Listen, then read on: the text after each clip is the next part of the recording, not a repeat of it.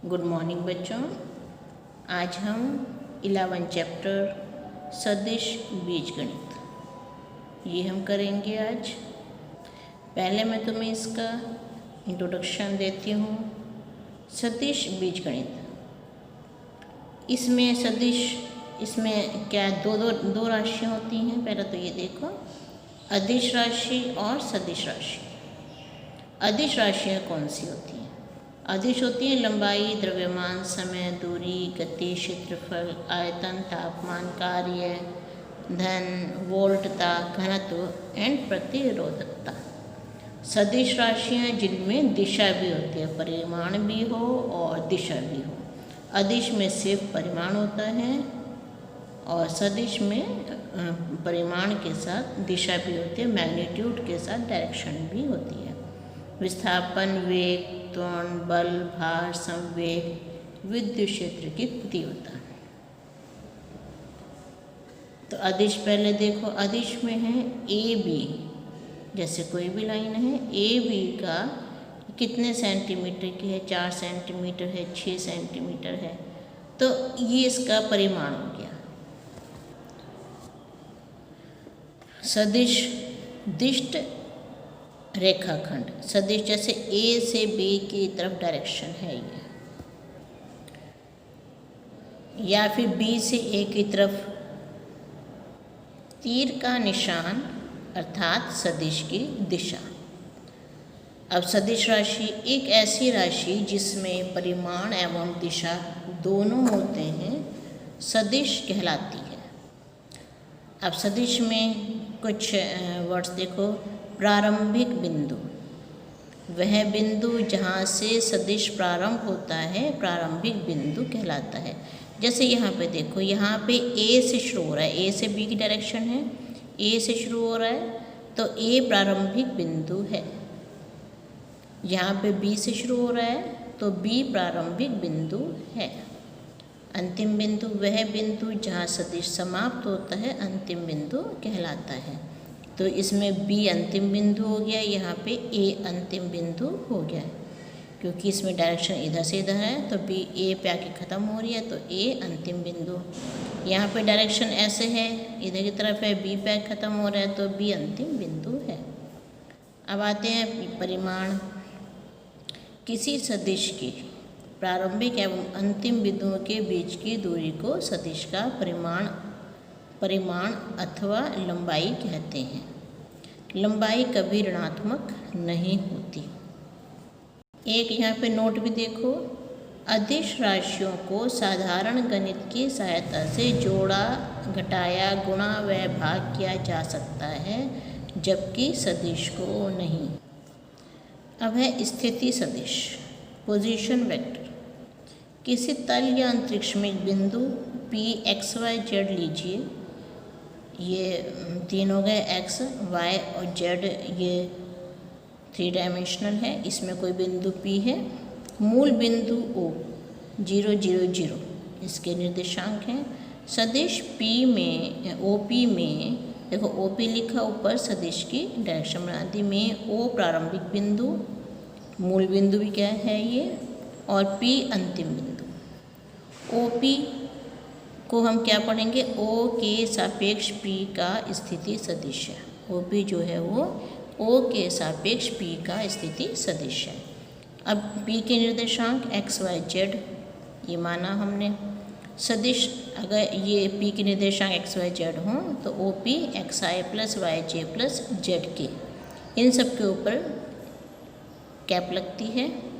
OP का magnitude मतलब परिमाण ये होगा √x² plus y² plus z का स्क्वायर।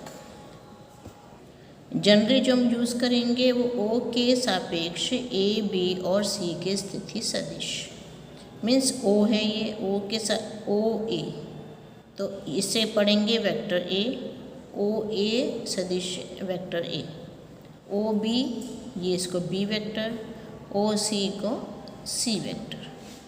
तो OA A vector, OB B vector, OC C vector. अब ये मान लो OP का मैग्नीट्यूड OP R वेक्टर के इक्वल है।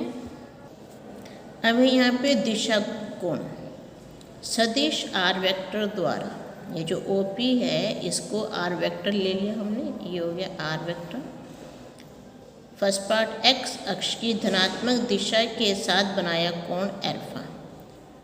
एक्स अक्ष की धनात्मक दिशा के साथ इसने अल्फा कोण बनाया, वाई दिशा के साथ बीटा कोण बनाया और जेड दिशा के साथ गामा कोण। वाई अक्ष की धनात्मक दिशा के साथ बनाया कोण बीटा और जेड अक्ष की धनात्मक दिशा के साथ बनाया कोण गामा।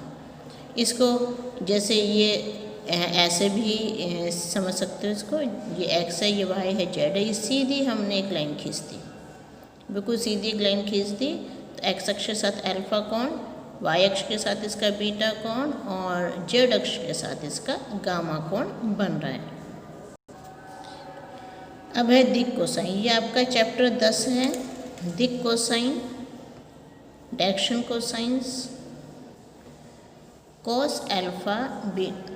अब ये जो हमने अल्फा बीटा और गामा कोण बताए हैं, इसके कोसाइन अगर हम निकालें, इसको कॉस रख दें, अल्फा कोण से पहले कॉस लिख दें, बीटा कोण से पहले कॉस लिख दें और गामा से पहले कॉस लिख दें, तो कॉस अल्फा, कॉस बीटा एवं कॉस गामा ये सदिश R vector means OP vector के दिक् कोसाइन कहलाते हैं। इन्हें L, M और N से निर्दिष्ट किया जाता है। L is equal to cos alpha, M is equal to cos beta and N is equal to cos gamma. अब है दिक् अनुपात, ये क्या होता है, OP वेक्टर है xi plus Y J plus Z K, या हम इसको R vector is equal to xi plus Y J plus Z K लिख दिया हमने। इसमें जो x, y और z हैं ये दिक् अनुपात हैं। यदि R vector ai plus bj plus ck हो तो a, b और c ये दिक् अनुपात होंगे। मतलब आर वेक्टर में जो भी i, j या k के गुणांक होंगे वो दिक् अनुपात होंगे। अब है दिक् कोज्या और दिक् अनुपात में संबंध। R vector is equal to xi plus Y J plus Z K, R modulus या आर परिमाण ये हो जाएगा √x² plus Y square plus Z square. अब L जो कॉस अल्फा है मतलब दिक् कोसाइन है वो होगा x/√x² plus Y square plus Z का स्क्वायर। दिक् कोज्या और दिक् अनुपात में संबंध, L is equal to x/√x² plus Y square plus Z square का √ x upon R vector modulus में, M इज इक्वल टू यहाँ भी y upon R modulus, Z is equal to R modulus, R हो जाएगा Z upon √x² plus Y square plus Z square. अब है L², अब हमें ये पता होना चाहिए कि L² plus M² plus N² ये 1 के इक्वल होता है, परंतु A² plus B² plus C² ये जरूरी नहीं है कि 1 के इक्वल हो, ऐसा जरूरी नहीं है, लेकिन ये जरूरी है कि इनके दिक् कोसाइन का वर्ग को जोड़ोगे तो वो 1 के इक्वल होगा। अब यदि A is equal to A1 I plus A2J plus A3K है तो A1, A2, A3 दिक् अनुपात होंगे। L, M, N दिक् कोसाइन है, Li, Mi, Mj और Nk, L की जगह कॉस अल्फा, M की जगह कॉस बीटा एंड N की जगह कॉस गामा। अब इसके बाद आता है सदिशों के प्रकार। शून्य सदिश, यदि मॉड AB वेक्टर 0 के इक्वल हो तो उसे कहते हैं शून्य सदिश। एकांक सदिश, यदि मॉड AB वेक्टर ये 1 के इक्वल हो, मतलब AB का परिमाण 1 के इक्वल हो तो एकांक सदिश या यूनिट वेक्टर, इसका काफ़ी ज़्यादा यूज़ होगा। सह आदिम सदिश मतलब को इनिशियल, जो एक ही बिंदु से शुरू होने वाले दो वेक्टर्स, एक की डायरेक्शन कुछ दूसरी की डायरेक्शन कुछ, एक ही बिंदु से जो शुरू होते हैं उन्हें कोइनिशियल मतलब सह आदिम सदिश कहते हैं। इसमें दो सदिशों का प्रारंभिक बिंदु समान होता है।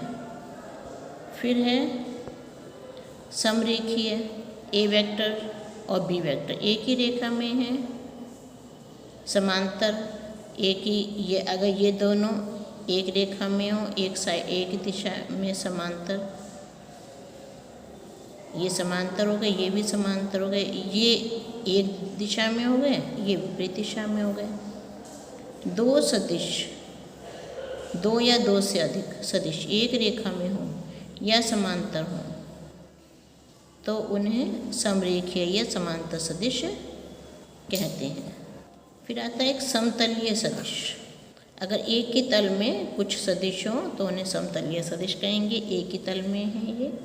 समदिश, अगर एक दिशा हो, चाहे छोटा हो बड़ा हो, उससे कोई फर्क नहीं पड़ता, एक दिशा में हो। प्रतिदिश, एक की दिशा इधर है, दूसरी की दिशा उधर है, उन्हें प्रतिदिश कहेंगे। समान सदिश, दोनों की डायरेक्शन सेम हो और इन दोनों का परिमाण भी एक हो, दोनों इक्वल लेंथ के हों, दोनों का परिमाण भी सेम हो और दोनों की दिशा भी सेम हो। समान दिशा, समान परिमाण एवं समान दिशा में जो होते हैं उन सदिश को हम समान सदिश कहते हैं। फिर आता है ऋणात्मक सदिश। अगर ये ऐसे है, इधर डायरेक्शन है इसकी, तो -a उधर होगा। इसका जो ऋणात्मक a का ऋणात्मक इसका विपरीत दिशा में होगा। परिमाण बराबर परंतु दिशा विपरीत हो, दोनों का डिस्टेंस सेम होगा। परिमाण बराबर परंतु दिशा विपरीत हो, ऐसे सदिश ऋणात्मक सदिश कहलाते हैं। अब शुरू करते हैं एक्सरसाइज 10.1। उत्तर से 30 डिग्री पूर्व में 40 किलोमीटर के विस्थापन का आलेखीय निरूपण कीजिए। तो उत्तर दिशा ON, देखो ये ईस्ट वेस्ट नॉर्थ और साउथ। उत्तर दिशा ऊपर की तरफ है, ON है। उत्तर से पूर्व मतलब उत्तर से इधर की तरफ आना है, उत्तर से पूर्व की तरफ आना है।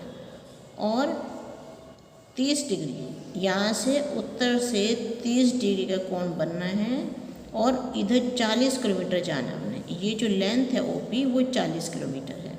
तो उत्तर दिशा ON वेक्टर, उत्तर से पूर्व दिशा अर्थात दाएं तरफ विस्थापन OP vector is equal to 40। Second question है, ये अदिश और सदिश के रूप में श्रेणीबद्ध कीजिए। 10 किलोग्राम ये अदिश है क्योंकि द्रव्यमान अदिश राशि है। 2 मीटर उत्तर पश्चिम ये सदिश है क्योंकि इसमें परिमाण 2 मीटर है और दिशा उत्तर पश्चिम है। फिर है 40 डिग्री, ये अदिश है क्योंकि कोण अदिश होता है। 40 वाट ये अदिश है क्योंकि इसमें परिमाण है, दिशा नहीं है। 10⁻⁻19 कूलाम अदिश है क्योंकि इसमें परिमाण है, दिशा नहीं है। 20 मीटर पर सेकंड स्क्वायर ये सदिश है क्योंकि ये त्वरण का मात्रक है और इसमें दिशा भी विद्यमान होती है। थर्ड क्वेश्चन है, इसमें अदिश और सदिश राशियों के रूप में श्रेणीबद्ध कीजिए। हमें कुछ दे रखे हैं ये समय कालांश बल वगैरह।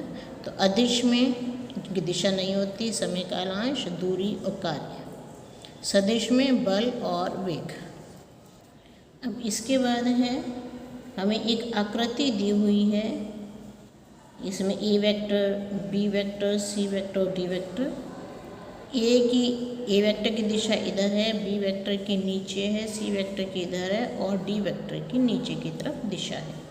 हमें इसे बताने हैं सह आदिम। तो ए सह आदिम मतलब एक ही पॉइंट से शुरू हो रहे हैं, तो यहाँ से एक इधर जा रहा है, एक इधर जा रहा है। तो ये दोनों वेक्टर एक ही बिंदु से ए से शुरू हो रहे हैं, तो ए वेक्टर और डी वेक्टर ये दोनों को इनिशियल हैं, सह आदिम है क्योंकि दोनों एक बिंदु ए से प्रारंभ होते हैं। अगला है समान। समान इसमें देखो बी, ये इसकी दिशा भी इधर है, इसकी दिशा भी इधर है और क्योंकि ये वर्ग बना हुआ है तो दोनों का परिमाण भी इक्वल है। तो बी और डी वेक्टर दोनों ऐसे हैं कि दोनों का परिमाण और दिशा समान है। फिर है संरेख। संरेख में ये देखो, इसमें इसकी दिशा इधर है, इसकी दिशा इधर है, तो समांतर संरेख एक ही तरह के होते हैं, विपरीत दिशा में है। तो इसमें संरेख परंतु असमान, ए और सी दोनों समांतर हैं परंतु दिशा विपरीत है। पांचवा है हमें सत्यासत्य बताना है। तो ए वेक्टर माइनस ए वेक्टर। अब ए वेक्टर इधर होगा तो माइनस ए उधर होगा, मतलब परिमाण तो समान है परंतु दिशा विपरीत है, इसलिए ये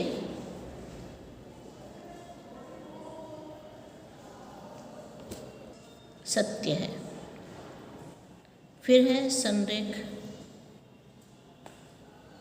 इसमें दो संरेख सदिशों का परिमाण सदैव समान होता है। अब संरेख है परंतु परिमाण भिन्न है। अब देखो ये ए और ये बी, ए बी होगा इतना है ए तो, और बी इतना है, लेकिन ये छोटा और ये बड़ा है। संरेख तो हैं यहाँ तो एक ही लाइन में, परंतु दोनों के परिमाण बराबर नहीं है तो असत्य हो गया ये। नेक्स्ट है परिमाण समान है और दो सदिश संरेख होते हैं, ये है तो परिमाण समान। ये हमने एक की दिशा इधर बना दी, एक की दिशा इधर बना दी और दोनों का हमने मैग्नीट्यूड इक्वल रखा, परिमाण समान है। इन दोनों को नापेंगे तो दोनों बराबर हैं, संरेख हैं, परंतु सदिश समान में परिमाण व दिशा समान होती है तो इसलिए ये असत्य है। अब नेक्स्ट है कि इसमें हमारे परिमाण समान हैं ए और ए, लेकिन दिशा अलग है। तो अगर परिमाण समान है तो जरूरी नहीं है कि वो संरेख भी हों, तो ये असत्य हुआ।